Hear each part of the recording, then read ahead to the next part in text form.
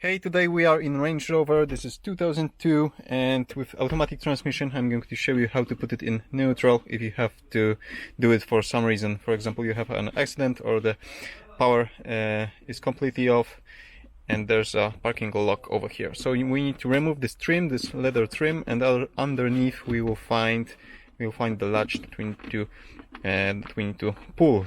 There's a lever over right side that we need to pull. So let's take out this trim. There are four latches, and when it's off I'm going to show you what to do next. Okay, two undone,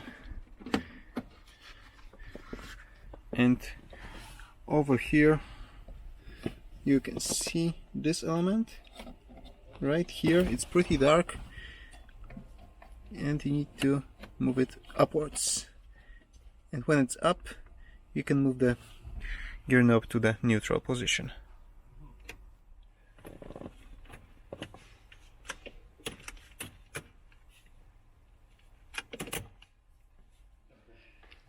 Okay, that's it. Give me thumbs up if you like this simple tutorial. Also check out my other tutorials and subscribe for future videos. See you soon.